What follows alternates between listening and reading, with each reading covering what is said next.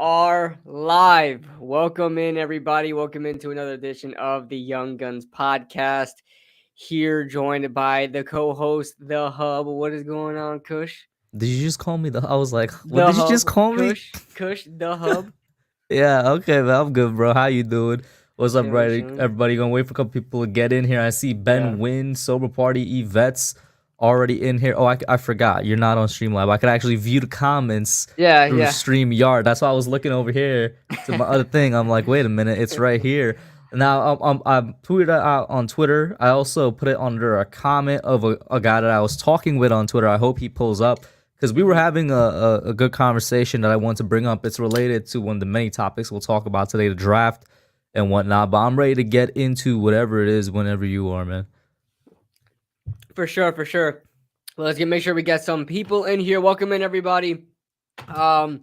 We took I wasn't able to make it last week. That's why we didn't have a show last week. But we're here this week. We're here to talk some more Giants football and this. And well, as we get ready for the Super Bowl, this is our first. This is the last podcast before the Super Bowl. So I guess we could talk about that as well. Give our thoughts and predictions on that. We obviously have to get into the whole Martindale thing and about the new coaching regime for the Giants. And we're going to get into a little bit of free agency and the draft, as well as we get into the draft season and free agency season. Is one of my favorite times of the year as a football fan, especially as a content creator, because it's just a lot of things to talk about and it's never a dull moment. So thank you guys for coming in. Make sure you guys hit that like. It helps out the stream a lot. And make sure you guys subscribe if you guys haven't already to the Hub. The link is in the description below. What's going on, Super Taj World Sober Party? Yvette's in the building. That comment earlier, Yvette's, was interesting. Edward and Jon Snow Targaryen in here. But first, I guess this is the first time I joined that time I joined your live. Was it after Martindale or before Martindale? I don't think we talked since Martindale. No, because Martindale was hired Tuesday. Okay, my last live was Monday. Gotcha. Yeah. So we talked right before. So the first time us talking on camera about the hiring. So go ahead and give your initial thoughts on the Martindale hiring. So I like it. I do like it. I like it a lot. You seemed a little bit right. I just realized when I was coming up because I was probably one of the first dudes as soon as Martindale got released from the Ravens. I feel like I was. There are a lot of Giants fans wanted him, but because I wanted him back in 2020 when he was interviewing for our head coaching job, as soon as he was released from the Ravens, I was on that train, like hot on a Texas day or something like that, some weird Southern saying, right? I was on that train early. I want that man so badly for the Giants. But I made a video today, right? Because I didn't make a reaction video to my downwind Martindale, hiring, because Tuesday I was busy. I was at school. I came home. I went straight to work, and then I worked on YouTube stuff afterwards. Which, by the way, that YouTube stuff I'm still working on. If you could see dark eyes, right? Hey, you guys could guess what I'm working on. It's paying dividends, man. That content's looking real good. So. Y'all could guess what I'm working on this time of the year. It's about a month late. I apologize. I already know what it is. Hopefully it pays off. Yeah, hopefully it pays off when I release it. Because like I said, last year I released it on January 9th. I remember. Because it was around my cousin's birthday. I haven't released mine either. The reason I remember when I released it is because it was like a week before my cousin's birthday. So it was almost, I want to say, an exact year ago that I released the mock draft 1.0 for 2021. You just threw it out there now, man. I mean, because I've said it in the video as well. I don't want to get too off topic. Yvette's already knows, right? Because last year you guys knew I kind of, not to toot my own horn, I stepped up my game with how I approached the mock draft. And this year, part of the reason it's taken so long is, one, obviously I wanted some coaches to actually be hired before I started looking at mock drafts. But two, I was in a creative rut. I was kind of in a creator's block, and going through writer's YouTube, block is real, bro. Me and KB, we've spoken about this multiple times. I've spoken with other content creators as well. But when you're a guy like me that puts a lot of pride into just what they do with YouTube and how I want my content to look and have a certain level of feel to it and whatnot, I was at a loss of ideas for the longest time with how I wanted this mock draft to look. And when I did get the ideas flowing into my head, I had not nearly enough time. to do it. Like that's how it usually works as well. I got so many things that I want to put into, I Yeah. guess, to get on a roll for this mock draft video. That's not going to happen. I'll tell you right now. Hopefully, I could get it for like one of the later ones. But that's what I've been working on. That's why there's dark eyes. Like that's what I'm spending most of my time on right now, right next to my schoolwork because my semester just started back as well. That was a long-winded thing for no reason. But getting back to what I was saying earlier, I put out a vid on Wink Martindale today. And let's not get it twisted. I really do enjoy the hire. I'm going to repeat what I said a couple weeks ago, which is that if we end up with Wink Martindale as our DC, Brian Dable as our head coach, and one of these, sought after guys as our offensive coordinator, which bang, bang, bang, we have one of the best coaching staffs, at least on paper, in like a decade. And I've seen other fans say that as well because it legitimately is. For the first time in forever, it seems like the Giants got either the number one option at each position or like a top 4 or top 3 option at each position. We got the number one GM, in my opinion, in Joe Shane. That was in this hiring cycle. Brian Dable was right up there, if not up there, to be number one for the head coaching job. Mike Kafka is the only person I'd say that wasn't number one. He was like, I guess you could say top 5, whatever, but he was in conversations for a while. That's why I knew his name before the hiring process began. I knew his name back in January because it was thrown out there, obviously working directly with Patrick Mahomes. Obviously, Wink Martindale's name was one that's been out there since he was released from the Ravens. It just seemed like one after the other, things were actually working out for the Giants. So let me put that out there. What worried me about the Wink Martindale hire is personnel, and that's what my video today was about, defensive personnel. But I feel like I'm not sure how this could go. It could very much go the way that some Giants fans think it's going to go, which is we're going to see a little bit of a turnover on the defensive personnel side because of the difference between what we ran under Patrick Graham these past 2 years and what Wink has ran the past 3 or 4 years in Baltimore. It is almost the two opposite sides of the spectrum because Patrick Graham was soft zone, bend not break. Wink was aggressive to the point where he called himself over-aggressive multiple times in multiple press conferences. But I'll say this because a lot of it comes down to the cornerback position. It also deals with Buffalo as well, right? Buffalo's defense, our head coach is from Buffalo. Our GM is from Buffalo. Buffalo's defense, which was like top 3 for the past 3 or 4 years, was built from the back front coming to the back to front, I should say, not front to back. They built it starting with the secondary, starting with the corners, starting with the safeties, Micah Hyde and whatnot. They started with those guys and then worked their way up front. Just like the Ravens didn't start that way. The Ravens started with pass rushers and they lost pass rushers, continued to build the back end with guys like Jimmy Smith and whatnot, Marlon Humphrey. And they did try to replace pass rushers, you know what I'm saying? Obviously, they drafted guys like Oweh this past year. They had Matt Judon for that year after Terrell Suggs went out. So it's not like they completely ignored the front seven. It's just that at the end of the day, they ended up as a similar defense as Buffalo, where it's the strongest part of the defense was the secondary. And it was very much predicated on having guys that know how to do well in man coverage, right? The idea that Giants fans have that we don't have personnel for that, I don't want to say it's a false one, but it's not completely true either, right? Because KB, a year ago, let's try and put our minds back to free agency last year and the draft last year. Were the Giants not getting man cornerbacks? Adoree Jackson. That's what we were. What's his name? To do. Aaron Robinson. Even Rodarius Williams. James Bradbury is a man cornerback. He had his best season in a zone system, but he's a man quarterback from Carolina. Patrick Graham, the defense he ran in Miami, is very similar to the defense that Don Wink Martindale ran in Baltimore, and we assume he's bringing over here. That's why last season, Patrick Graham looked like he wanted to go back to something similar to Miami, and I remember expressing my concerns about that because I was like, you just had a great year with this zone defense you sort of came up with, on the move. And I remember talking about that multiple times. He was going back to that. Like, we forget that very easily, but he was going back to that. The signs were there in the types of corners we drafted and the type of corners that we brought into the building. So I want to believe that we have that personnel moving forward. I bring up that whole thing to say is that at the end of the day, just because of the fact that it's not this regime's corners still does worry me a little bit about whether or not we're going to have turnover there. Yeah, and I appreciate what you said there about Wink Martindale and obviously the defense we had last year. And Patrick Graham, I want to talk about Patrick Graham a little bit. I'm completely on board with you. I thought this was going to be a man defense last year. I thought they built their defense around transitioning, going from zone to man. I'm like, okay, this is exactly what Patrick Graham wants. This is what he wants to do now. And for whatever reason, we got even more complacent, more conservative with our defense, and just played an even softer zone than we did the year prior. And that, to me, I don't want I to think it does have to do with the lack of pass rush, though. But I know where you're coming from. I think to me it was Joe Judge, though. Like looking Mhm. back on it, I really think Joe Judge was such a play not to lose type of guy that.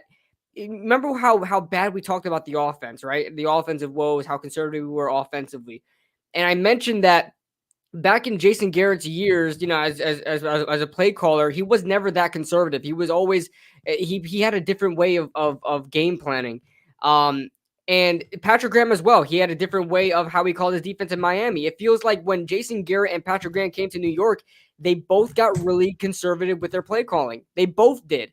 And it's crazy because we only noticed it really from Jason Garrett's side because the numbers weren't there. But Patrick Graham, 2 years ago, the numbers were there, even though we were playing soft zone coverage and we still had an effective defense. Now this year we're seeing that, man, this defense was extremely soft. So was the offense. I think it all goes back to Joe Judge, really, than Patrick Graham or even Jason Garrett. So that's why I have confidence this year that with the Wink Martindale, things will get a little bit more aggressive. Like, Brian Daboll, although he was the offensive coordinator, he knows how the defense worked in Buffalo. So does Joe Shane, coming from being an assistant GM over there at Buffalo. And so, when you think of defense over the past couple of years, honestly, when I think of like the defensive teams over the past couple of years that have really played extremely well and at a high level, was Baltimore and Buffalo. And we've got guys from both of those teams in Wink Martindale and Joe Shane. So I really think they're going to be building a good defense here. I'm not too worried about our personnel because really Wink Martindale and Joe Shane are going to figure out how to change his personnel. I don't think it's going to be exactly the same thing as we see last year. And I think call me crazy, I think even our defense is capable of being more aggressive. Like you just mentioned it, we have man corners on the team. That we have man corners, right? A lot of these guys don't play a lot of zone. And so I trust our secondary in a man defense. I really hope that we get some better safeties around Xavier McKinney. I think Xavier McKinney is perfect for the role there because when you're playing man defense, those safeties are pretty much isolated. They're there by themselves, really. So they don't really have any zone help underneath. So I think Xavier McKinney is going to do a great job in that. But we need better safeties as well. But I mean, everybody has been saying Xavier McKinney, and I've even seen some people say it about Jabril Peppers that they'd be scary in a Martindale defense, and I agree if they could be used correctly. Like I said, it could still go either way. I believe that we do have personnel that could fit just because based off of what the moves that we made last offseason. But it could still very much be a month from now, 2 months from now, we're making a lot of cuts, we're making a lot of trades because Martindale feels like, all right, I need guys that just fit me more or something like that. And then I guess that I don't want to move on from the coaching topic yet, but it does directly lead into James Bradbury, who is probably the biggest cap casualty candidate right now. And I find that really sad because I really like James Bradbury. Me too, man. I really like this guy, man. This was supposed to be his last year anyway, right? No, I don't think so. Because remember, we restructured both his and Blake's contract like 2 or 3 times, man. Yeah, that's what I'm saying. But I think I'm talking about originally. Originally, he signed on for 3 years. So this would have been the 3rd year. So you're right there. But man, it's you, and you could say this for Leonard Williams as well. I'm about to get into a whole spiel. So what I'm gonna try and do is be professional, right? I'm gonna try and first give a short summary of what the spiel is before I get into it. You feel me? All right, and I'll chip in wherever I need to. Yeah. I bet. Okay. What's going on, Tony B? What up, Tony B? So, James Bradbury is the biggest cap casualty because of the fact that I think he's definitely top 5 in like contracts in terms of yearly contracts for what he's making right now. I don't know the exact order. I'm gonna put Leonard Williams above him, and I'm gonna put Kenny Galladay above him. Other than that, I think he's the 3rd guy. Correct me if I'm wrong, right? He has to be right there. Highest paid, you talking about? Yeah, like highest paid per year. he would be the third. I'm thinking. Yeah. He's due to make. I think this year he's due to make a boatload too. Yeah, because we kept pushing his money back. I think he's due like 16. No, No. He's closer to the 20s, I think. Oh yeah, even higher. I want to say he's closer to. Listen, that's And not the point. Adori's high he's too. third. I think right? Adori's high too. Right up He'd there. be third, right? The reason he's that alone is reason for him to be a cap casualty. Now Leonard Williams, the reason we're not going to trade or cut him is because, believe it or not, I do think he's more valuable to the team for what he brings, both in run stuffing and pass rushing. People, they want to talk about the loss of Dalvin Thompson, which did play a role in the way this run defense regressed and things like that, the way the defensive line in general regressed.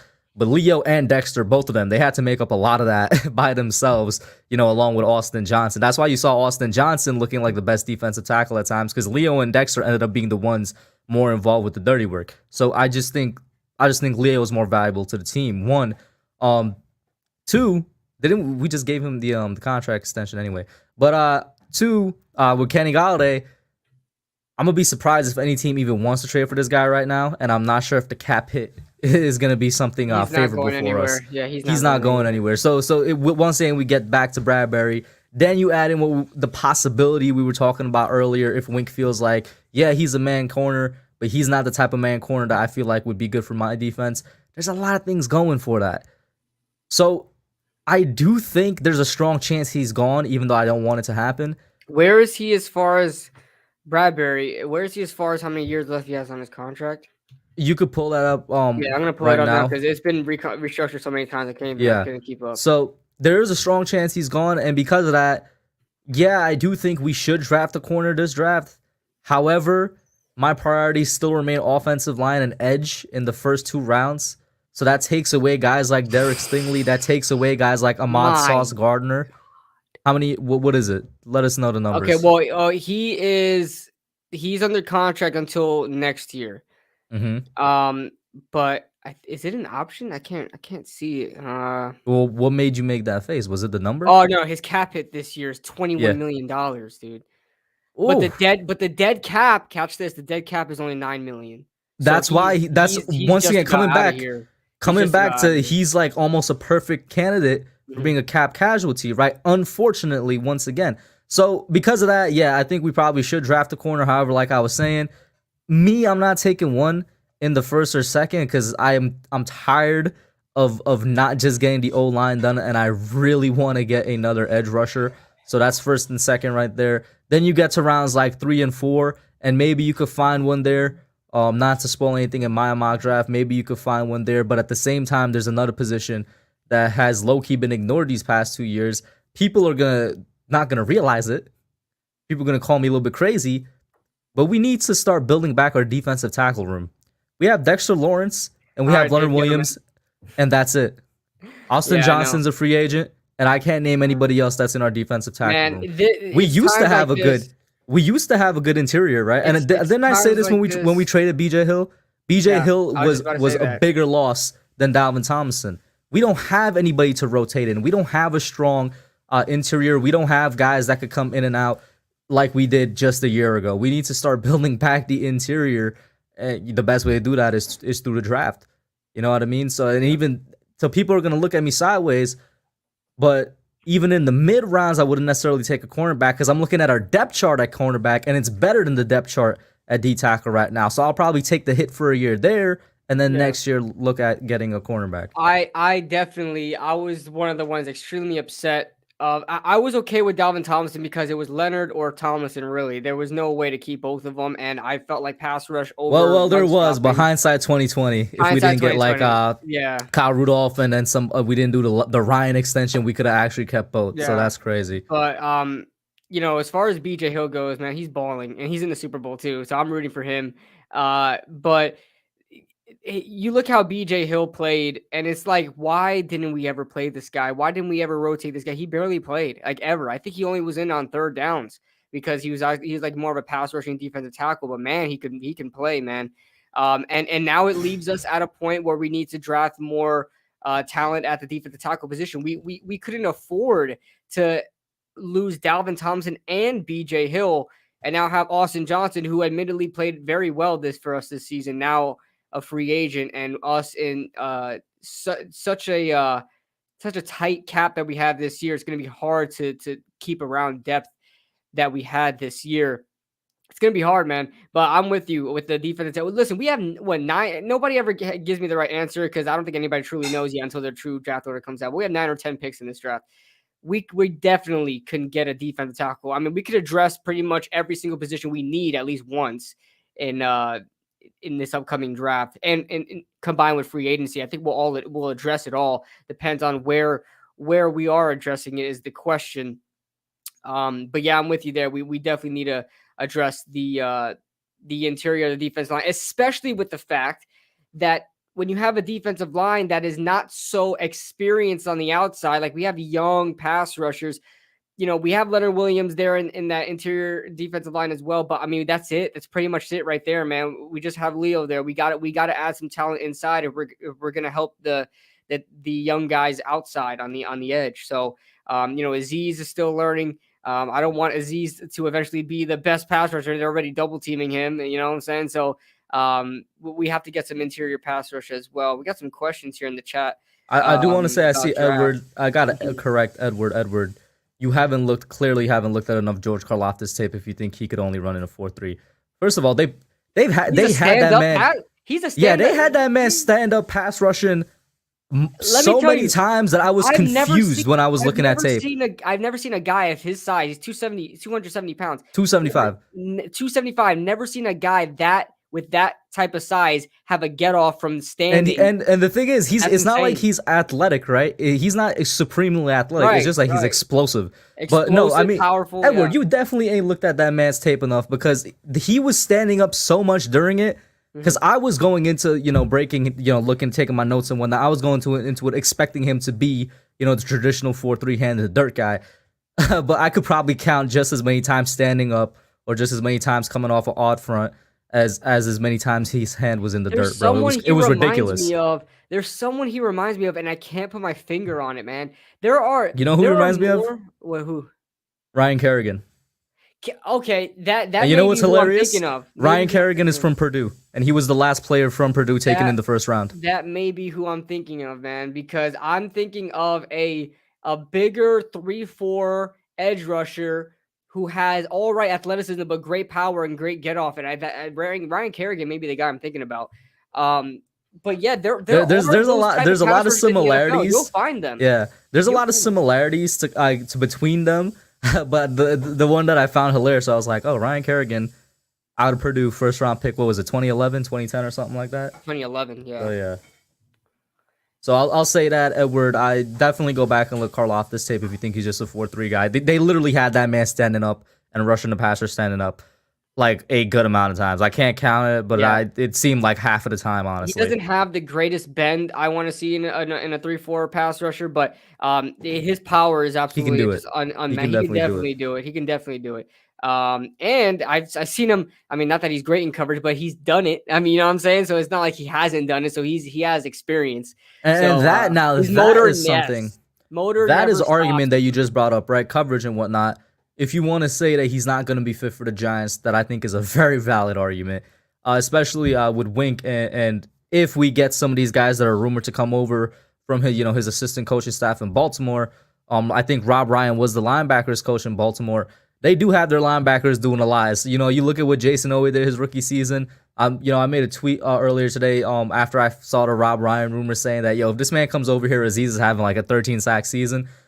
There was a comment that didn't disagree with me, but kind of put me into a new perspective. They're like, Aziz is going to be doing a lot more than rushing the passer. I had to go back, reevaluate a little bit, and I was like, you're not wrong. They have those guys in coverage. They have those guys doing a lot. I will say this, though.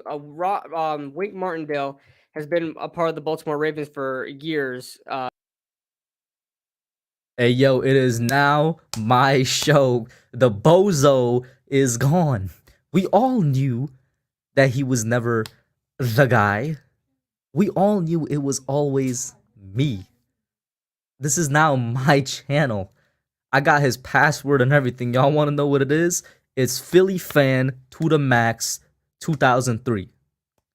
Philly Fan to the Max 2003. Try it right now. The Gmail is kidbluerb27@gmail.com. What I'm about to do is I'm about to go into his email and change it to Kid Green, CB27, right? You know, he's a big Darius Slay fan. Don't tell him I said that.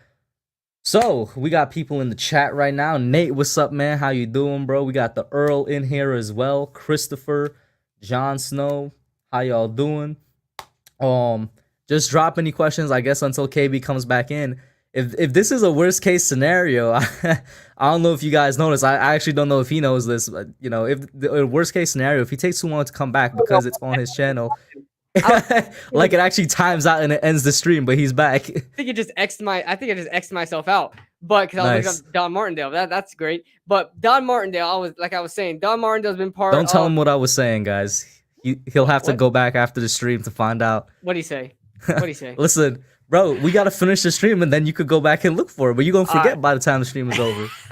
I bet. But Don Martindale has been part of the Baltimore Ravens since going back to 2012. Terrell Suggs has been a part of the Baltimore Ravens since then, and he's a guy that's always done pass rushing. He never did coverage. He's one of those guys that was in the 3-4 that only rushed the passer. So if any situation where we got like a guy like George Karlaftis and he's pretty much only a guy to rush the passer, I'm pretty sure Don Martindale would not be opposed to having like a Karlaftis only rush the passer if he felt like that was the best thing for him. So I think it'll be fine if we draft the Karlaftis. I know that Martindale likes to use his linebackers a lot.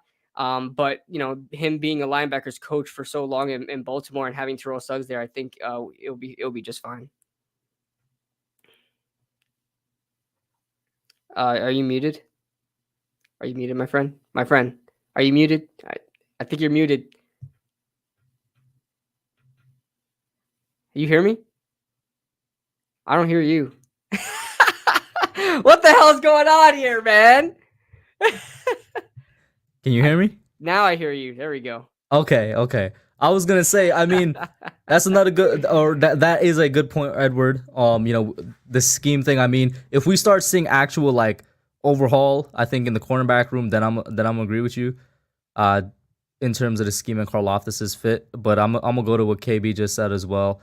You know, he's been there for a while, and when he's had somebody that's more of a pure pass rusher, he uses them as a pure pass rusher. Mm-hmm. We'll see. We shall see. There was something else as well here from the chat that I want to talk about, but because the whole mute thing happened, it slipped my mind. Jon Snow talked about Ojabo. I touched on Ojabo just a bit in Hub Stream on Monday. I'm not the biggest fan of Ojabo. If to me, he reminds me of Jason Oweh, just much more raw. I like Jason Oweh. And I like David Ojabo as well. To me, they're very similar pass rushers, but I think Ojabo is much more raw. Ojabo, I didn't even know this, but I have a friend who's a Michigan fan on my flag football team. He told me about him. Ojabo didn't even start playing football until just recently. Like he's brand new to football, the sport. And so he started playing and he looks like a first round potential talent. He's got a long way to go. Any team could really use a first round pick on him. I just wouldn't be so sure that he's going to be great day one. He needs a lot of work at the NFL level. He got away with a lot at the college level, being that how fast he is, how quick he is. A lot of these tackles just won't keep up with him. He's very fast, but he has little to no technique at all. I'm like a guy like Wink Martindale could get it out of him. And I mentioned that he reminds me of Jason Oweh. Obviously, he worked with Jason Oweh in Baltimore. So this may be good for Ojabo to be here, but at the same time, I don't know how I feel about having two speed rushers coming off the edge. You know, Azeez isn't necessarily to me like a Jason Oweh, Ojabo type of speed rusher or Leonard Floyd type speed rusher, but he's definitely that speed rusher type guy or weak side linebacker, I guess I would say, on a team. And I don't know how I would feel about having two weak side linebackers there. A guy that really fits this defense to me is a guy like Aiden Hutchinson and George Karlaftis, two bigger 3-4 edge rushers coming off the edge. Next to Azeez, to me, more fits what we need on this defense. The choice of words that I probably change was not necessarily fits the defense, but complements the other pass rusher is what I'd say. Yes, complements Azeez Ojulari, because I think. What do you think about Jermaine Johnson? He's been a riser, especially in this past week. Yeah, he's gone on a lot of people's boards from like edge 6, edge 5, all the way up to edge 3. It's crazy. Now Yeah, I think did he come? I could be wrong. I didn't watch the Senior Bowl. I didn't care too Pretty much sure about he it, did, and that's why but he he played in rose. the Super Bowl, the Senior Bowl, right? So I think that's why he's rising a lot. I Yeah, haven't done too he much was work like on him. one of like the biggest standout guys at the Senior Bowl. That's I why he haven't rose so done too much. much work on him because my list of guys I'm watching, I'm just pretty much going off of a list of top prospects, and I haven't gotten to him yet. Um, but when I do, I'll get back to you. But I've seen of him. I've seen of Jermaine J. He's definitely a bigger, more athletic, kind of athletic edge rusher. But I don't know where I would rank him yet, but like I said, with Ojabo, it's hard for me to really put him at a place because I could either rank him by potential or I could rank him where he is day one. And day one at the NFL level, I wouldn't rank him like close to the top 15. I just can't. I would definitely put him at the bottom of the first. And if I'm a team that really doesn't necessarily need passers but wants to develop a pass rusher, like like what Buccaneers did with Joe Tryon. Now Tryon got a lot of playing time this year, but they didn't necessarily need Tryon because they had Shaq Barrett and Jason Pierre-Paul. Like a team like that could probably do that, or like a team that drafted Gregory Rousseau, like Buffalo Bills did at the end of the first last year. They didn't really need Greg Rousseau, but they just wanted to get younger at the position. I feel like if David Ojabo goes to a team like that, he's really going to develop well. But a team that is in desperate need of a pass rusher that wants to start day one, Ojabo is not the guy for you.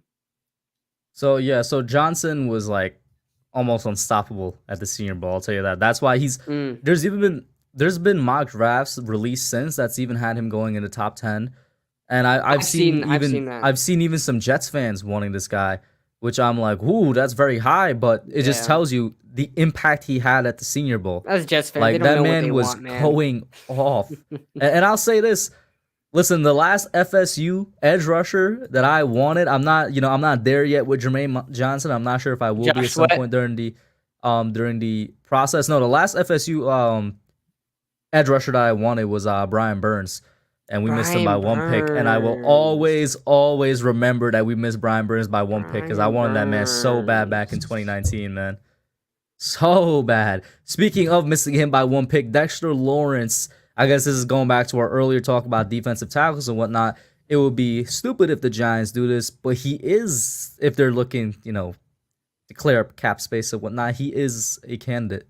This is his last year. We need to hit him with the fifth-year option. Why haven't we already? I guess the offseason hasn't officially began, but we got to hit Dexter Lawrence with the fifth-year option. Oh yeah, Dexter Lawrence definitely has to get a fifth-year option. We need to keep this. We need to keep this D-line as young and youthful as possible, and especially like we talked about earlier, losing Dalvin Thompson, losing B.J. Hill, and pretty much and then losing potentially Austin Johnson. We cannot afford to lose a guy like Dexter Lawrence and then have Leo there by himself making $20 million and really having no help at all.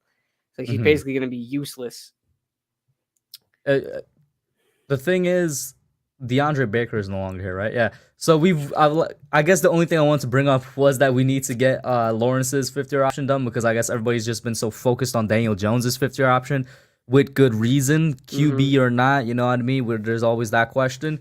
But we need to get that thing stamped as soon as possible.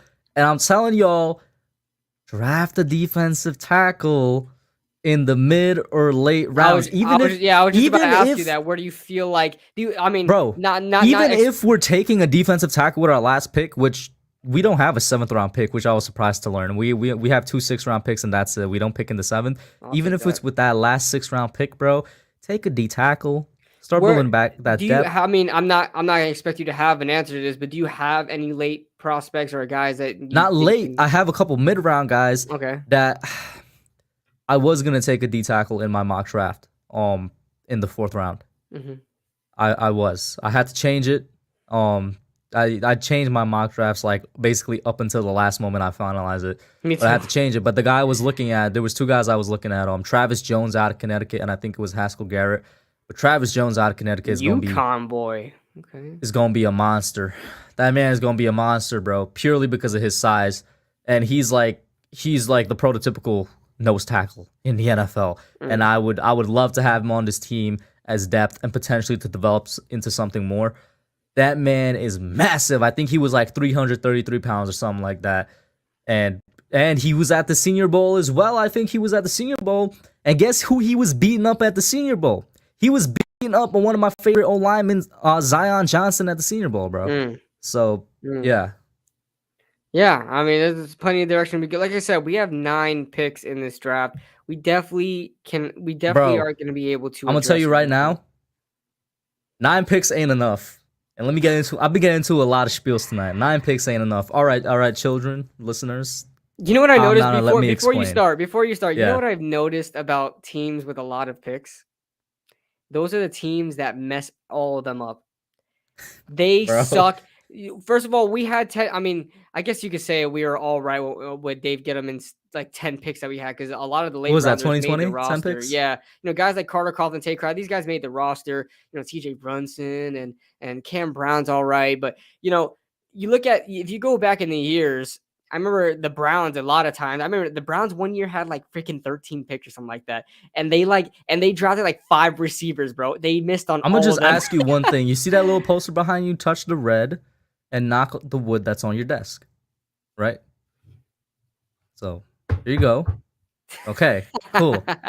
Now, I'm not gonna comment on that because I'm not trying to knock on wood or touch red. I got you. Yeah. But I'm gonna say this: yeah, 9 picks ain't enough, guys. Once again, going back to just because I'm literally in the middle of making my mock draft, I'm going through this. I'm like, I'm changing so many picks so many times. I'm just like, Jesus, what if we just have one more pick or something like that? Because we need 4 other offensive linemen. All right.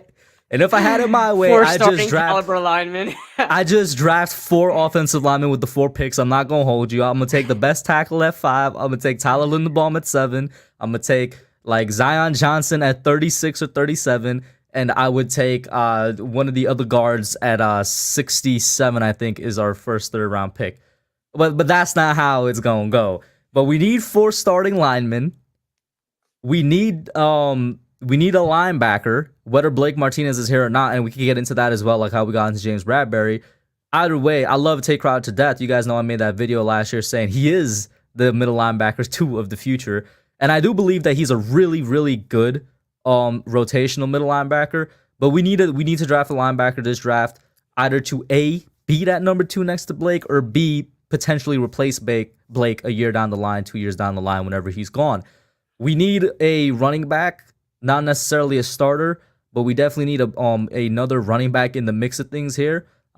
This guy could develop into something that replaces Saquon. We've seen mid-round running backs develop into starters, or he could just be the guy that replaces Devontae Booker or something like that. But we need a running back as well. We need a tight end.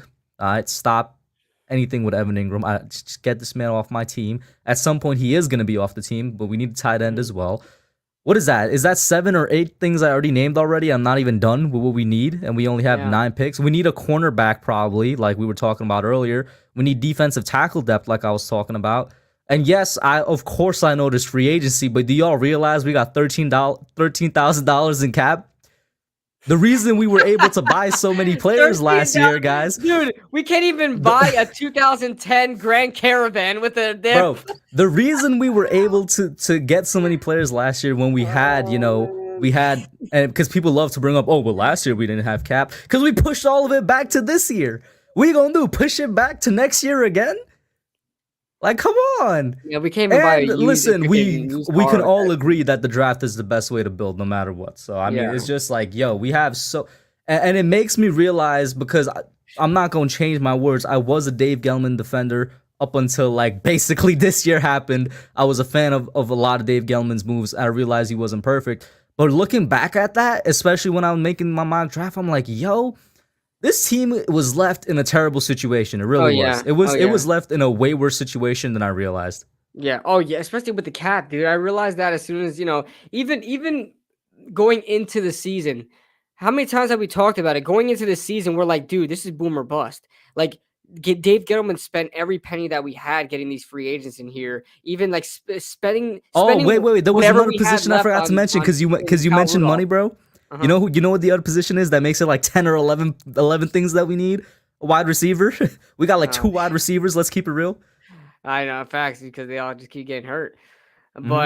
But yeah, I mean, let me just to chat a little bit. Nate said he really wants Andrew Norwell. I'm staying away from Andrew Norwell, and we missed on Andrew Norwell. I think it was back in 2018 in Dave Gettleman's first year. We were in a bidding war with Jacksonville for Andrew Norwell. We lost that war. He got $16 million a year, and it turned out that we basically won that because I think he got hurt or his play was terrible. He was not worth the $16 million a year contract. Now, I guess he's back on the market. I'm staying away from Andrew Norwell. I don't want to see that happen again.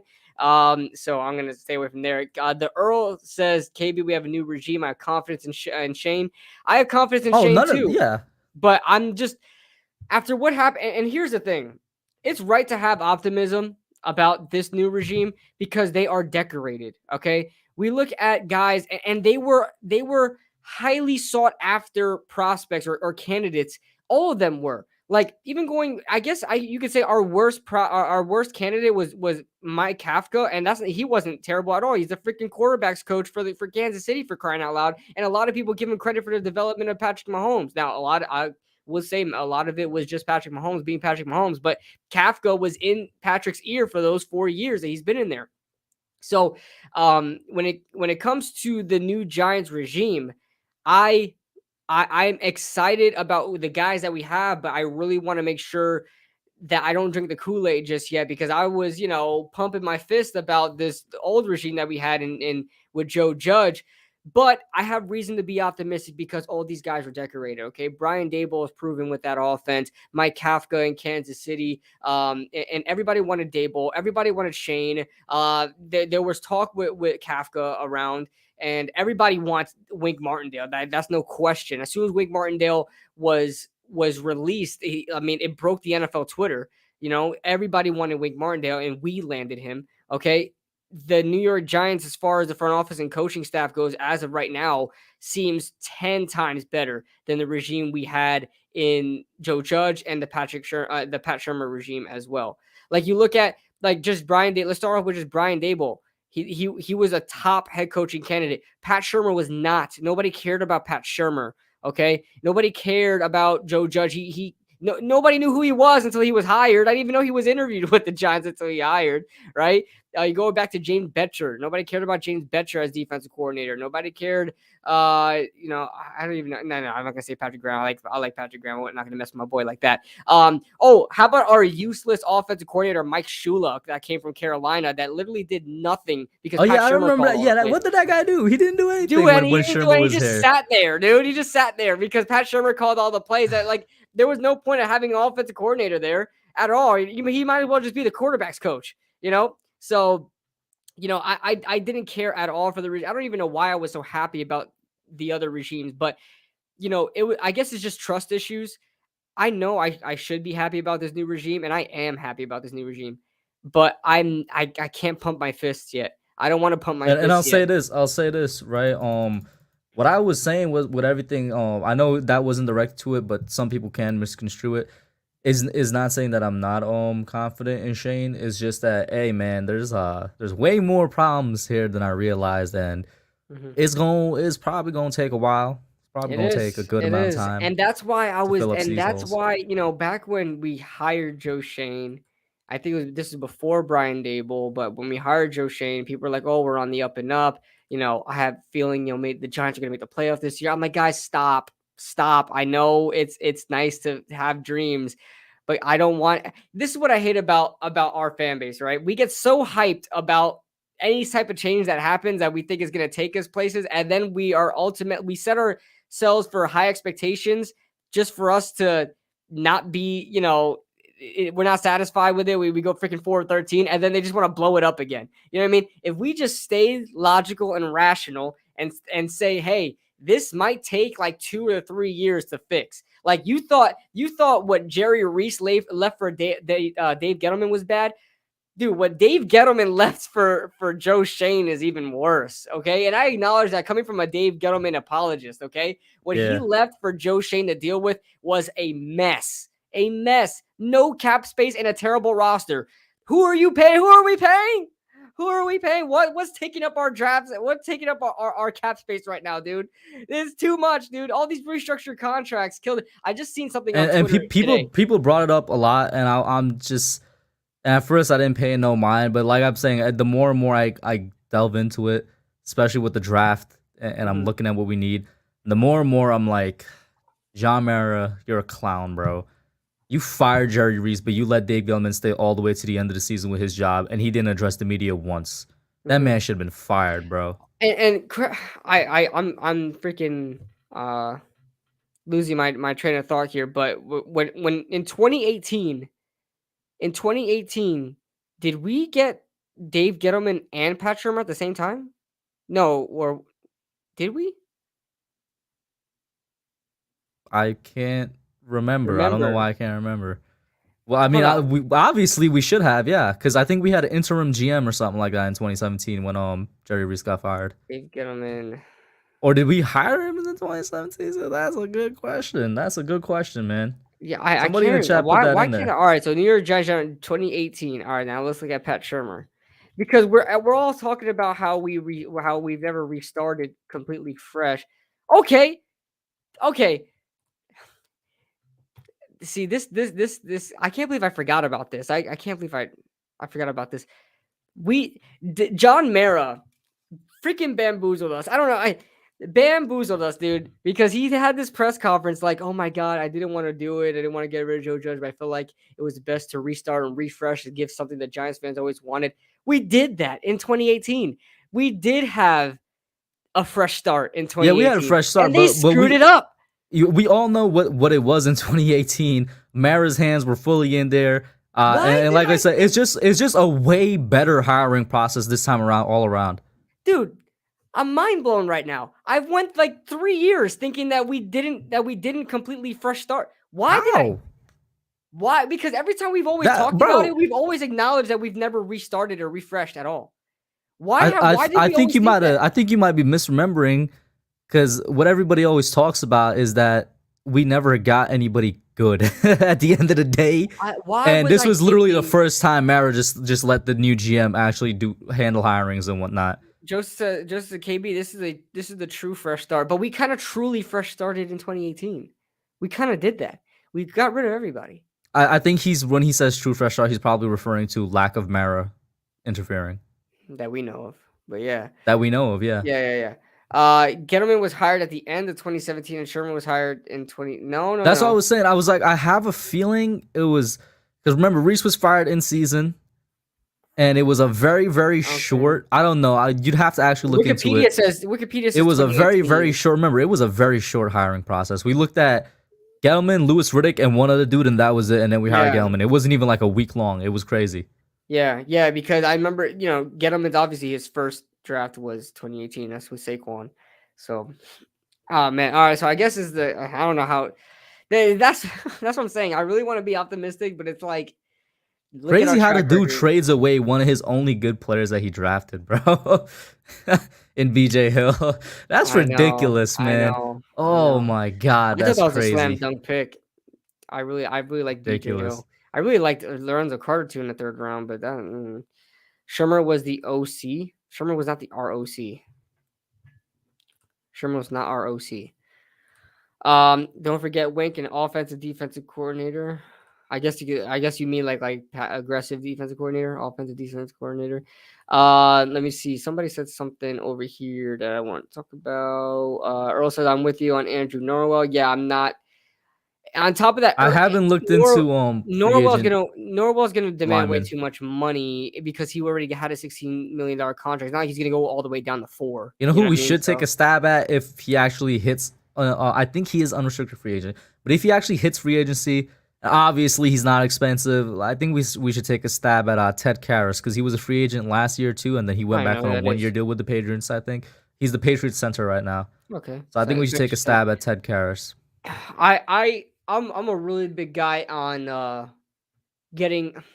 I don't even know. We're probably gonna get into this topic and we can get into it for a while, but I'm still torn on it. I would like to get your thoughts on it as well. The 2 first round picks. I know there's gonna be a topic all draft. The 2 first round picks. It really all depends on where these picks go. But besides of how the first 4 picks, go, you're really gonna have a great deal of lineman talent on the offensive defense side of the football, that I don't know where I don't know if I want to, because for sure I'm getting an offensive lineman in the at least with the 5th or 7th pick. One of those is going to be an offensive lineman. Now, the big question is, do you want to double dip offensive lineman, or do you want to get in one offensive lineman, one defensive lineman? Because there's no way. I honestly think KT is going to drop Kayvon Thibodeau. I think he's going to drop. Not far, obviously, but I think he's going to be in position for the 5th or 7th pick. And then a guy like Ekem, right? Ekem is a guy I'm high on too. My number 2 rated tackle. Linderbaum, right? Karlaftis. Where do you personally? I mean, I don't want to give away your mock draft, but where do you personally feel like the Giants should go? Where do you want to go with the 5th and 7th pick? And do you feel like we should double dip offensive linemen? Do you think we get offense and defense, or do you think defense? Like, what do you think? Wait, so you started off your question with first 4 picks, but now you're talking about the first 2 picks. No, I'm saying the first 4 picks of the actual first, like before we pick. Oh, okay, you know what I'm okay. saying? No matter So how I mean, that adds, no matter yeah. how that shakes up, because we know Hutch is coming off. We know Neal is coming off. We don't know about the other 2. It could be Ekem, it could be KT, it could be anybody. But either way, we're gonna have an option of like a Kyle Hamilton. He's an anomaly, but I'm thinking Ekem, Cross, Linderbaum, then KT, Karlaftis. If Jermaine Johnson were to climb up boards, like, I mean, there's so much options there with 5 and 7. Where do you feel personally the Giants have to go? So it I guess, yeah, it all depends on where the board falls. I mean, Mm-hmm. it's one of 2 things. It's either 2 linemen or a lineman and an edge. That's all it's gonna be. Either 2 Okay. linemen or a lineman or an edge. What's your If ideal pick? KT, so if KT fall, the ideal would be Kayvon Thibodeau falls and I take him. He's definitely the exception I'm making to I want a complimentary guy to Aziz. I mean, I still think he could be, but the man's potential is through the roof. Mm-hmm. I've seen some people compare him because of what we're talking about right now. Obviously, Micah Parsons dropped for other reasons, but Micah Parsons also began as like a top 5 player in the draft process last year, and he dropped all the way to what to the Cowboys picked at 12, right? And man, yeah, I do regret not taking him a little. The same amount I do regret not taking Rashawn Slater a little.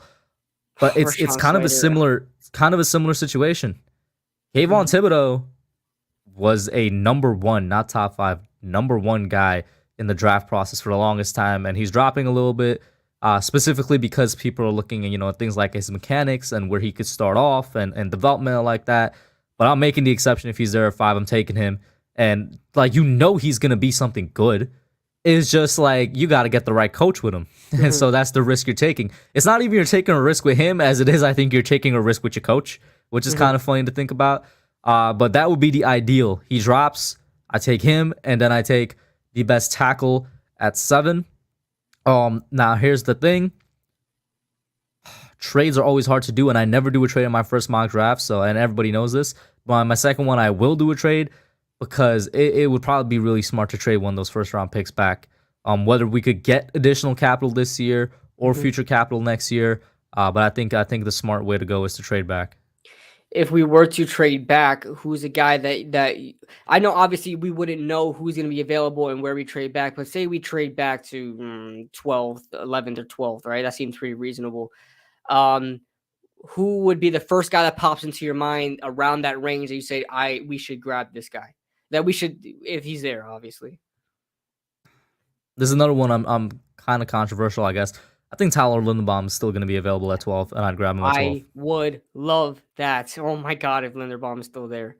I'm trying to think of what team in the top 10 is going to take a center. Other than us, what team in the top 10? Him and Creed Humphrey, bro, are going to be like the top tier centers in the league, bro.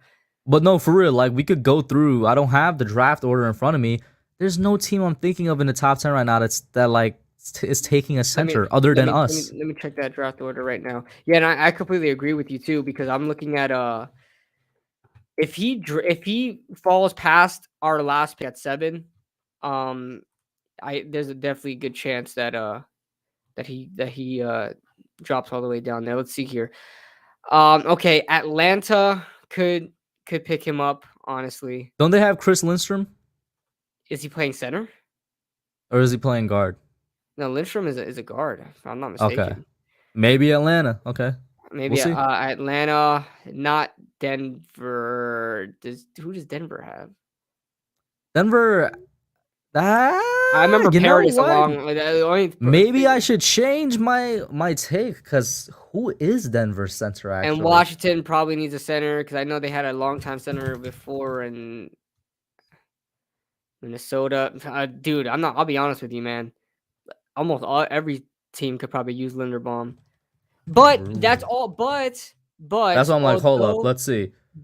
They although have, they may need him, will they prioritize center over a bro. They position they got Lloyd like? Cushenberry. I think the Broncos will be fine. They drafted Oh, him and what Lloyd. Oh, last and year, Lloyd. two Yeah, out years of ago. LSU. Yeah. Okay. Yeah, they have Cushenberry out of LSU. What were the other teams you listed? Give me Atlanta is and one give I me could definitely Atlanta see. because I think they Atlanta still Falcons. no, not Alex Mack is not there, right?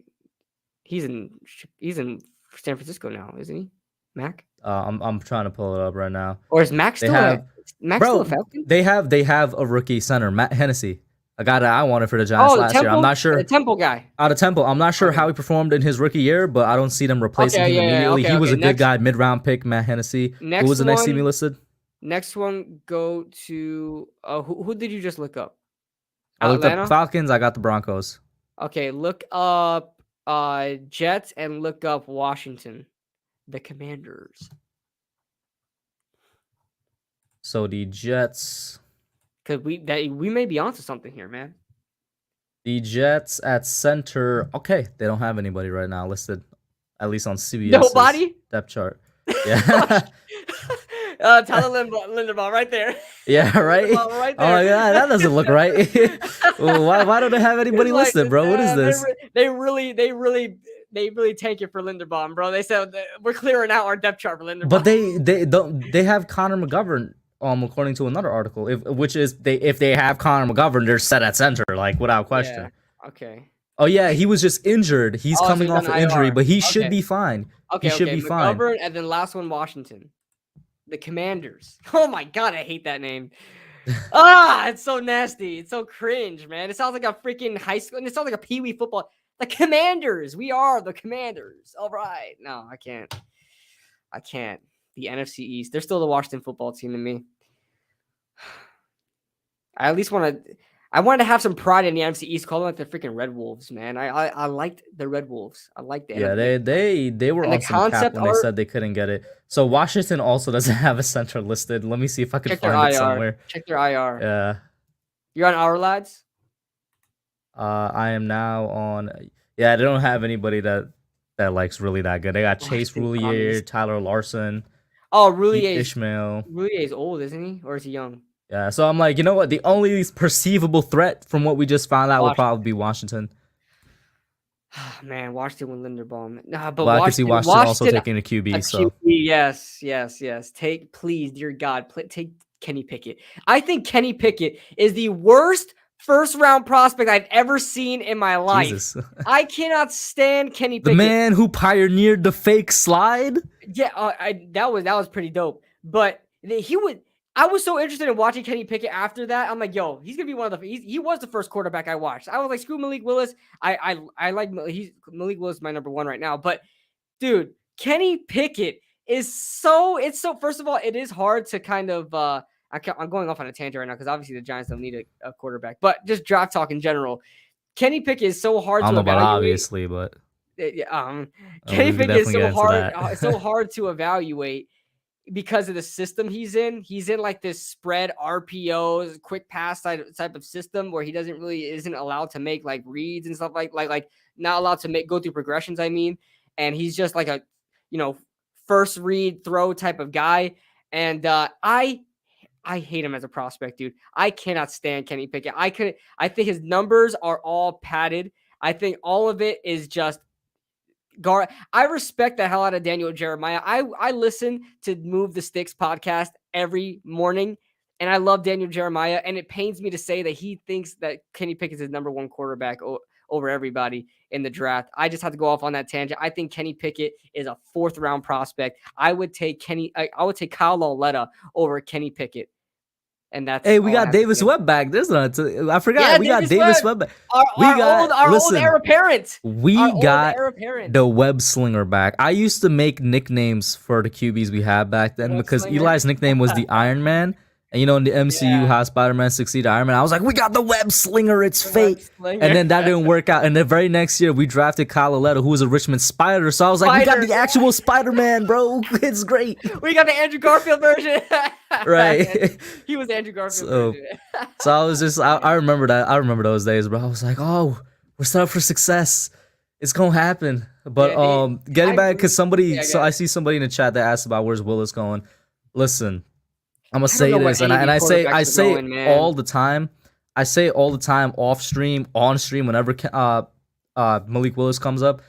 I say I don't know where he's gonna go, but let him go to one of those teams that's picking in the teens, that's literally just missing a quarterback, and he's gonna be good Willis, because he has potential. Yeah, yeah, let him go Willis, to a like I team, said, has bro. a Let ceiling him through go to the roof. Pittsburgh Steelers, and he'll be good. He'll actually be better than good if he goes to the Pittsburgh Steelers. Let him somehow, bro. Let him somehow end up on Tampa Bay with Byron Leftwich, and that man's gonna be balling. Dude, Byron Leftwich isn't as good as you guys think he is, but but with Malik Willis, man, he has all the tools, man. It frustrates me watching Malik Willis because I want to like him, I really do, and I do like him, but I want to like him even more. But Malik Willis is so hard to like because, well, a lot of people love him because his running ability. I am not a guy that gets freaking that drools over somebody's rush like athletic ability at the quarterback position. Everybody knows that. I was not fazed by Kyler Murray when he came out, not fazed by Lamar Jackson when he came out. I'm all about if you could throw, and Kyler Murray could throw. I'm not gonna get to Lamar Jackson, but Malik Willis has the ability, man. He probably has the best potential out of all of them, but his decision making bad is accuracy. The Is thing with way Malik off. Willis, bro, is that He can in my zip opinion, that ball though. all Holy his crap. problems are fixable. In my They opinion, are fixable. They are, but which is why a lot I of his say problems are like instinctual, boneheaded plays sometimes, and that to me, if that carries on to the NFL, that can like ruin your career. that's where it comes to good coaching though, and that's why I'm like, let him go on a team where it's like they could afford that for a year, and they're set everywhere else, and I think he's gonna be just fine. Which is what I could see very well happening if there's teams that don't reach on these guys. Because, yeah, I do think it's a weaker quarterback class. If there's teams that don't reach on these guys and he does end up going into teens where I think he belongs, like late teens or something, he'll be fine. He will be perfectly fine. Mm-hmm. Yeah. Nate said, my guy said not phased, like he didn't just mention the best QB in the NFC. That's not what I'm saying. I'm saying now they're good, but I said I wasn't phased in the draft process because everybody was so infatuated with Lamar Jackson and Kyler Murray's ability to run. I was not focused on that at all. I think that's all a plus. To me, it's about how well you can throw. And I'm looking at that all the way. Not saying that Kyler Murray couldn't throw at all, because I think he was the best passer in that draft. But I'm just saying in that draft process, I'm not looking at a guy the ability to throw, ability to run like a Malik Willis and say, oh my God, he's going to be the best. But I think Malik Willis definitely has it all, but needs to put it all together. Like Kenny Pickett, I think does not have a great arm at all. Sam Howell, I don't think has a great arm at all. You can go on. I think Desmond Ridder is probably one of the most cleanest of the quarterbacks as far as I don't know. It's been a great year for Cincinnati football. It that has. Cincinnati, you know, they're getting prospects out there, man. University's team, they have a good amount of prospects out there. Desmond Ridder was another one of these guys that after like showing out at the Senior Bowl has become a riser. I don't think he's going in the first round, don't get me wrong. But Cincinnati has produced a good amount of talent, man. I was looking at Jerome Ford, a running back that could go anywhere between like the 4th to 6th rounds. He is a really good guy for any team that's just looking for a running back. Obviously, you got Ahmad Sauce Gardner, who's so good that there's people that think he's the number 1 corner in the class, even though Derek Stingley is there, which you know just once again goes to show how good he is. You got Maya J. Sanders, an edge rusher that's gonna go probably somewhere in like the late 1st round, early 2nd. They're producing good talent, and obviously Cincinnati's in the Super Bowl. Y'all know me. I've been rooting for Cincinnati. I've been a temporary Bengals fan this entire playoff series.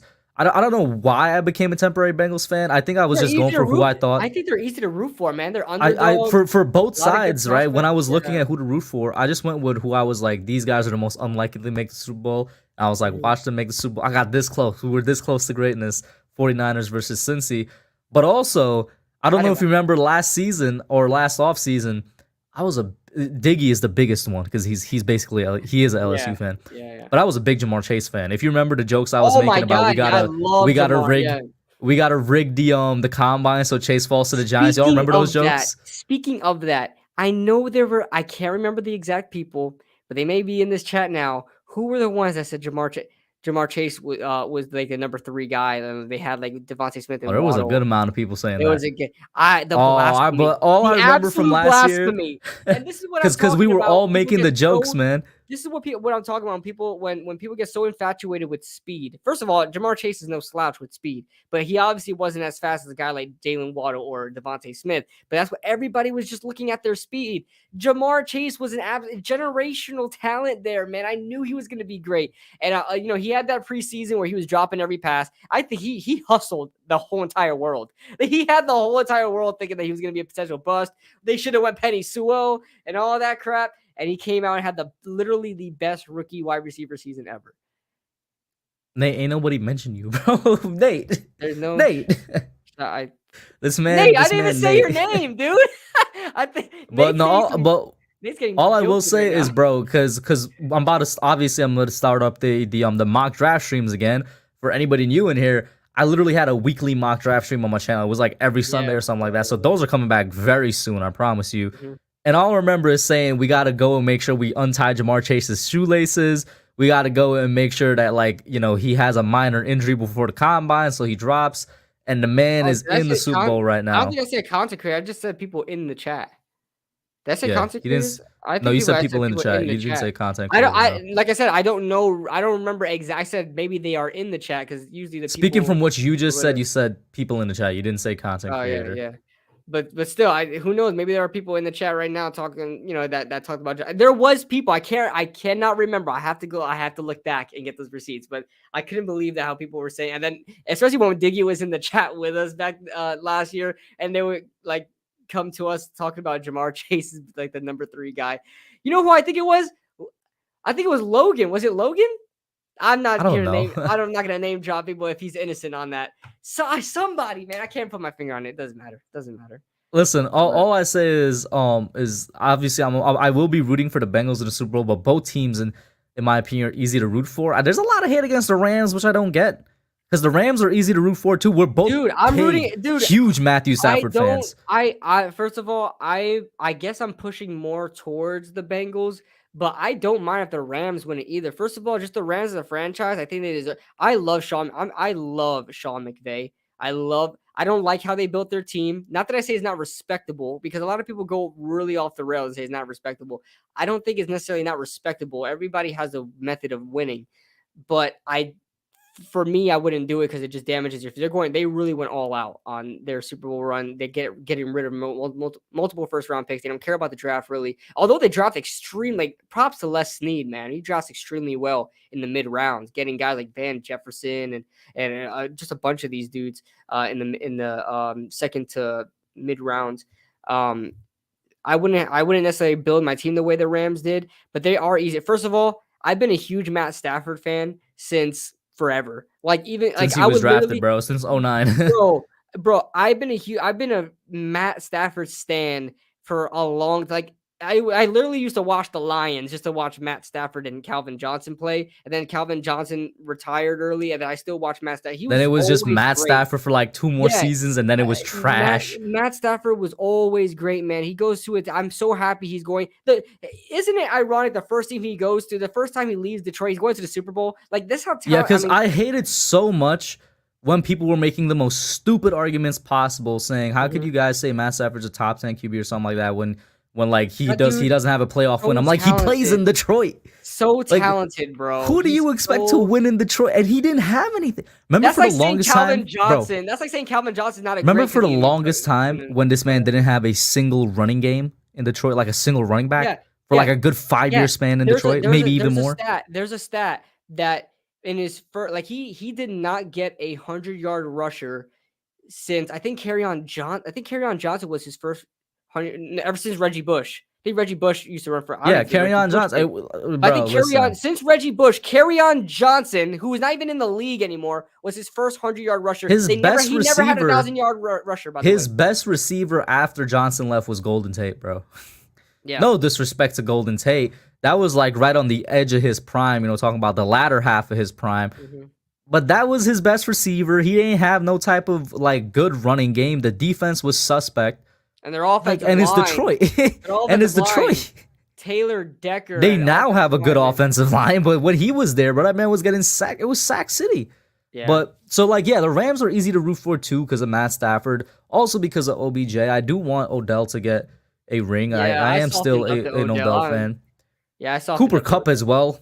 I've become a big Cooper Kupp fan over this season. Oh my gosh. I don't know if you guys are on TikTok at all, but I'm on like the sports side of TikTok, and the disrespect and it's only on TikTok too. It's not on Twitter or YouTube or anything. The disrespect. Bro, they call this man a slot merchant. My God. First of all, since when was a slot receiver ever just regarded as just a terrible receiver? Or just not a good receiver?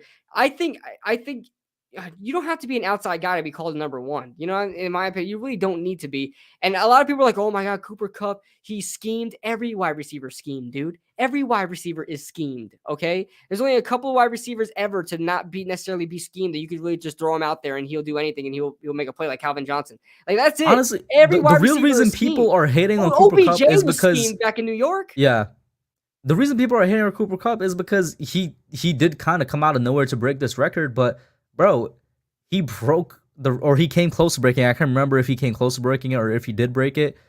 But if it was that easy to do, why didn't anybody do it before? Like, come on now. Stop the cap. And Cooper Kupp, and I will admit, Sean McVay is so smart in attacking zone that when I watch Cooper Kupp in games, he's oftentimes found in soft zones, oftentimes found, being covered by linebackers, stuff like that. They really take advantage of defense's mistakes. But Cooper Kupp, first of all, his hands are elite. His route, first of all, I'm not a bandwagon Cooper Kupp guy for saying this. I've been saying this. I've been on YouTube for a long time. Back in when he was drafted, and I believe in 2017, Cooper Kupp was drafted. I could be wrong about that, or 2016. 2017, can't remember. Can't remember, but I said it that year. I said Cooper Kupp is going to be one of the best route runners in the NFL because of what I saw in the combine, how well he's able to run routes. He's still one of the best route runners in the NFL, no doubt about it. He ran a 4.7 at the combine. I wasn't fazed by that at all. I love his catch. He has elite hands, elite route running, and a lot of people say he has no elite traits, but he has those two elite traits. He's not the most athletic, but running after the catch, he's pretty damn. He can get some run after the catch going, but obviously, Matt Stafford. If you want to break receiving records, have Matt Stafford as your quarterback. Both of them Calvin Johnson and Cooper Kupp.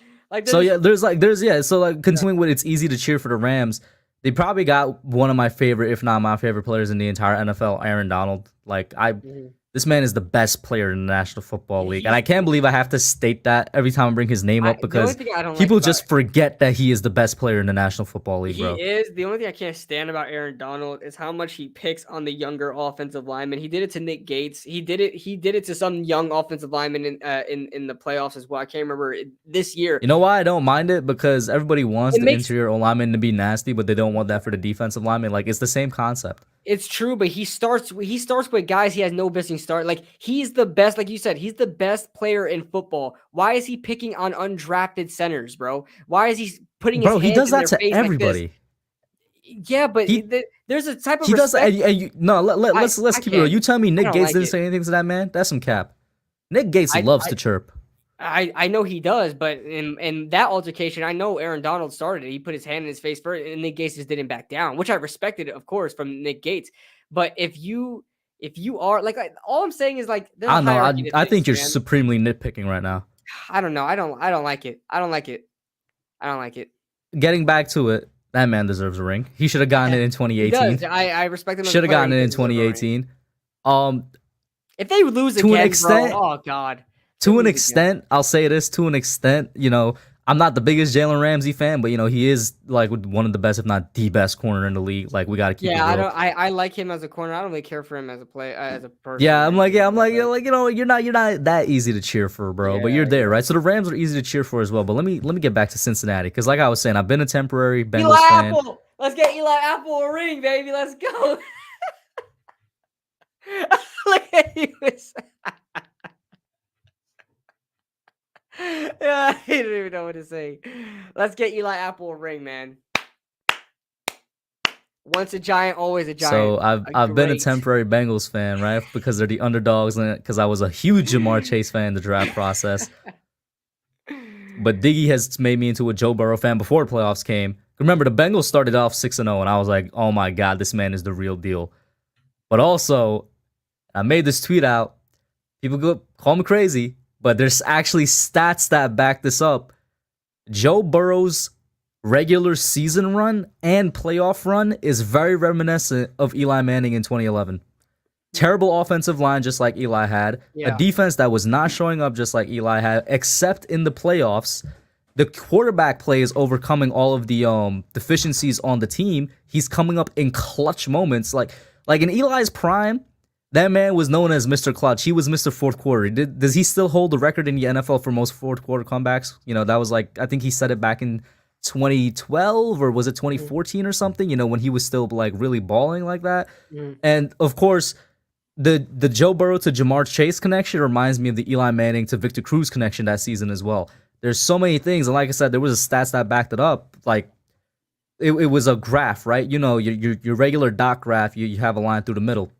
Teams with quarterbacks that had the least amount of help from their team that made the Super Bowl, everybody's like sort of over in that corner with a lot of help. They're in the Joe Super and Bowl, Eli. and there was two quarterbacks all the way on the left side of the graph that had little to no help, and it was Eli Manning in 2011 and Joe Burrow this year.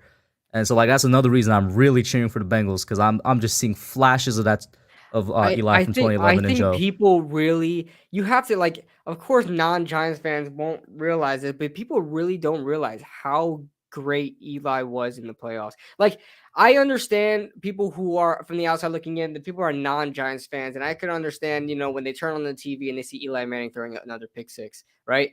But as a Giants fan, you learn to appreciate how great Eli Manning really was. A lot of it is playoffs, recency dude. bias, man. Like the only reason Eli Manning is a Yeah. controversial name when you're talking about great quarterbacks is because the way he ended his career, like the last 3 years specifically of his career, was legitimately some of the worst quarterback play in the NFL. And on Right? top of that, if you look at Eli Manning, he just looks like a dork. So he looks easy. He looks easy to pick on. But that man was an absolute like the man picked defenses apart, dude. He really did. Yeah. He really did. And he went through his progress. How many times did we see it? Like we see it now. Like for example, Joe Burrow passed to seven receivers so far in the first quarter out of his first 11 attempts. Like Eli did that all the time. Eli was known for spreading the ball who is around. CJ Ozuma? Who did we have in 2011? Was it Jake Ballard? Like, yeah. There's so many parallels, man. Yeah, The only difference, he made I guess, Larry Donnell look good. Okay. the only difference I could say, and this just goes more to support Eli, is that Joe does have a legit running back. In 2011, our rushing attack wasn't that good. It was like 32nd in the league or something like that. But he has a legit guy in Joe Mixon for the Bengals. So. Yeah, he has a good running game.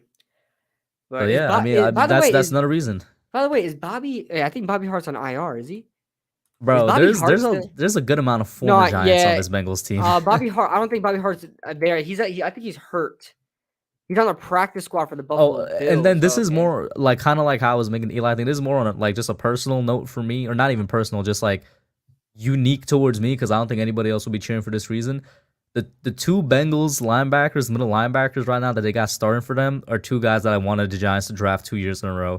2019, I wanted us to draft Jermaine Pratt. He's one of their starting linebackers. 2020, I wanted them to draft Logan Wilson.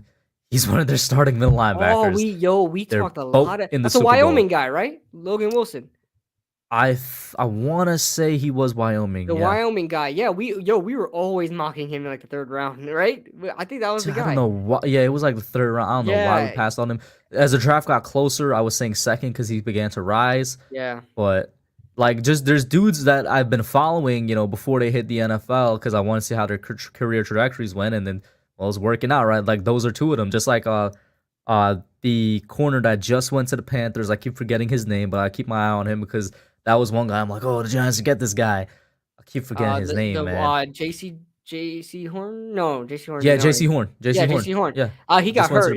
Yeah, he got hurt. Yeah. So, man. Yeah, man, oh man. It's just like, for me at least, there's a lot of reasons to cheer for the Bengals. I look at the Bengals and honestly, sometimes I see them like, man, that could have been the Giants. With the amount I of players know.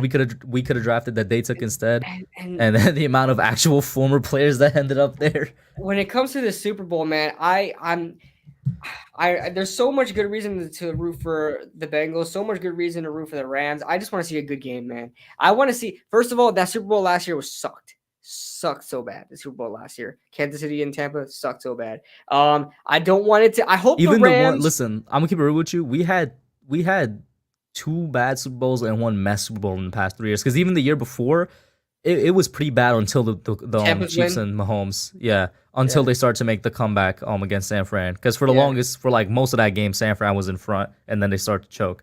Yeah. Oh yeah. You're talking about San Fran. Yeah, that one. It wasn't great either. And if the Had a Rams great come back, halftime show though. if the Ram, if the Ram, if the Had the best Rams halftime come show. out. I rewatch that sometimes, man. Anyway, if the Rams come out and they have another Super Bowl performance that they had with the Patriots, I am going, dude. Well, this time it would actually be that was inexcusable because the you Bengals know defense is nowhere near as good as the Patriots were that that year. was the only Super Bowl I literally fell asleep in. I fell asleep during the You didn't Super fall Bowl. asleep at 48? Because I fell asleep during 48. No, I was with people, so I didn't. I didn't Okay. fall asleep. But I was by But I will myself say when that that Super Bowl. I fell asleep during 48. Oh my god, dude! That Patriots and Rams Super Bowl, bro. What was it 12-9? 13-3 or something like that. 13-3, yeah, Or 13-3. 13-9. I don't know. No, One out of those 13-3. two. I think it was 13-3. Oh my god, it was so bad. When I woke up, I'm like, thank God I fell asleep, man. If I would have stayed up this whole time, holy moly! But But if yeah, that happens, it's not gonna happen because the Bengals defense is nowhere near that. I'll say this yeah, though. Rams are gonna score. I obviously we all want a great and entertaining Super Bowl as well. I But want a this shootout. also 100% has the potential to go sideways and be a terrible one because if Burrow can't overcome his offensive line this game against Aaron Donald, Von Miller, Leonard Floyd, and Jalen Ramsey in the back, then he's gonna have a really bad time. Yeah, He's gonna have a Super Bowl 48 time like Peyton Manning did. I want to see a shootout, but one that has great defense in it. Like that's so hard to get sometimes, but I want to see like a 30 34 to like 31 game or something like that, and just have like great shootout moments, but great times where it's third down and they get sacked and they have to punt it away, and then I want to see something like that. I want to see interceptions. I want to see all that, man. I hope they can provide that, man, because Super Bowl is supposed to be the best game all year. Really is. But Well, I mean, I think we could all agree the Bills Chiefs game was the best game this year, playoffs or not. Just like that 2018 season, the best game was Chiefs Rams. That actually had a lot of yeah. defense. People forget. Mhm. That's why the Rams won because their defense was like scoring touchdowns. But yeah. Yeah. Yeah, but we'll see. So we're gonna wind up wrapping this up, guys. It's about to be 11 o'clock. This is about the time we end the stream. So final thoughts. I mean, when it comes to in the beginning we talked about the new regime and how we got Kafka and now we have Wink Martindale. We have a lot of youth and experience on this coaching staff that is to be hopeful for. And then, moving on the free agent, we talked a little bit about free agency, about the lack of cap space we have, that we can't even afford to buy a used Dodge Caravan with. But, hopefully Joe Shane does something to free up some cap space. There may be some cap casualties as well, including James Bradbury. It could be some other guys as well. We mentioned the depth we have at all our positions, especially defensive tackle, and that may be a position of need, ironically enough, going into this season. And then, we ultimately talked about the draft.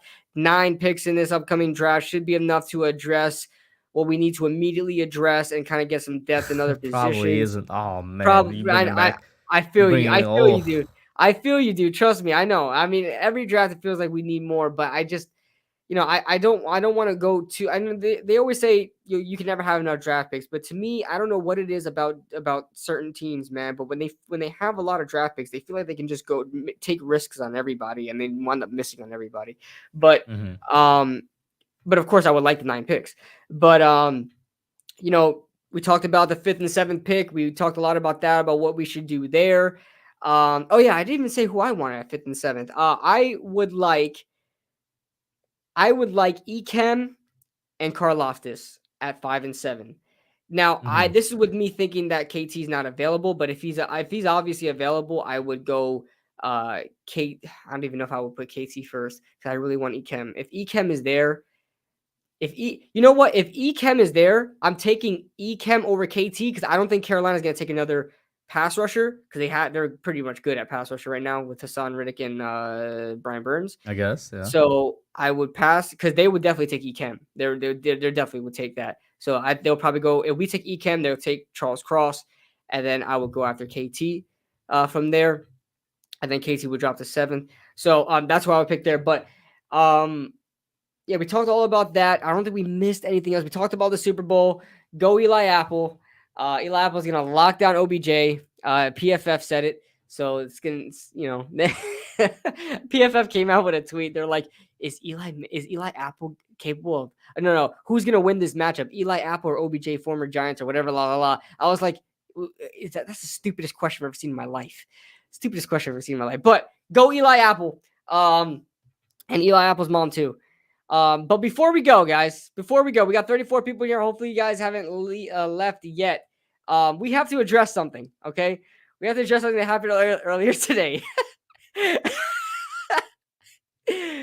And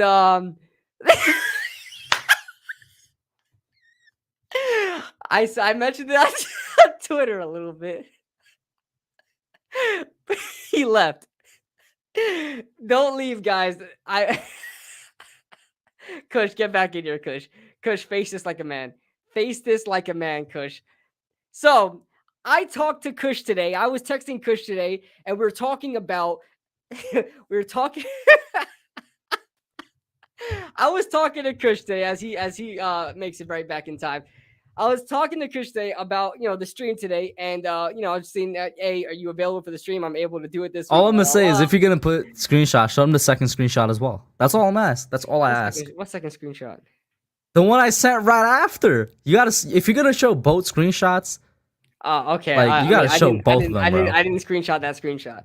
Then I'll show them simple. I will show them. You can show it to them if you want to. So I texted Coach. I was like, "Hey, you good for today? We're doing the Young Guns." And he's like, "Oh, but I thought it was gonna be on my channel." And I'm like, "Oh yeah, but I missed it last week, so I thought maybe I could put it on my channel, and then we go from there because that's how we usually do it."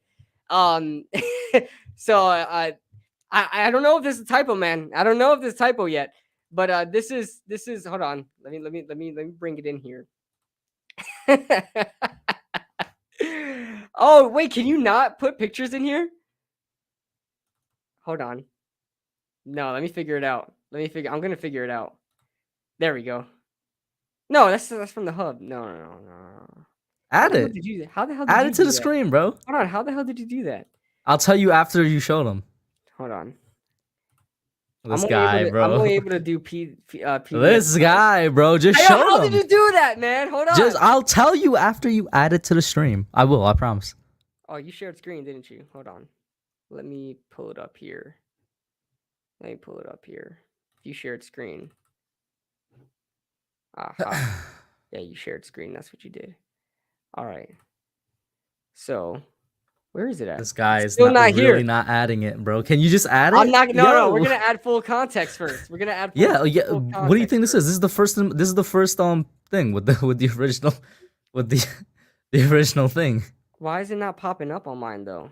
You're wasting their time, bro. I know I am. All right, fine. All right. So this. Add it. So y'all see that emoji that pops up when I type that?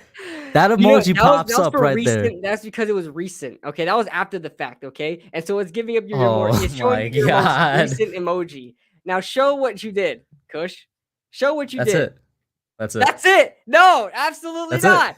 Yeah, absolutely. Good luck. Good luck figuring out how to frame me, bro. What the freak? Hold on. I'm gonna get it up.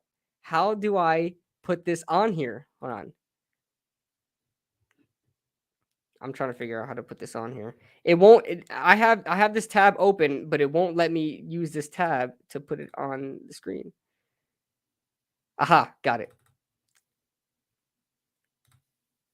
All right, this is what Kush put up. But Okay? I just showed y'all, bro. You So can see it pops up when I send for sure. That emoji pops up. You can see how much I was in shock in this. Okay, he says, "Yeah, it's on mine tonight." I said, I don't know why my phone does that. It puts the timestamps completely weird out. But above that, I said maybe I could do it this week. And then he said, "For sure, then." And then the emoji says everything else. And then he immediately tried to retract his statement and said, "Hey, oh, wait, what? No. So it's confirmed here. It's confirmed here. Kush is sus. Kush is sus." I just want to ask, what messaging app are you using, bro? That's so ugly. Dude, I have an S7, man. Leave me alone, man. I've got a look at those Samsung emojis, S7. bro. I've got a Samsung S7, man. Leave me alone. It's time to upgrade, bro. You got It a is time house. to I upgrade, think man. you could get a phone, bro. Hey, bro, I'm getting my taxes soon, so it'll be all right. It'll be all right. But just had to show that to you guys there, because that was something I was surprised with during my day of work today. But yeah, guys, I just want to show you that because I didn't want to show it in the beginning because there'll only be like 10 people in the beginning just to see it. But I had to instantly. I was like, screenshot it. But yeah, that's it, guys. Thank you guys so much for joining in. Make sure you guys hit that like button, subscribe to the hub. Link is in the description below. Kush is sus. Go Eli Apple, and I'll see you guys next time.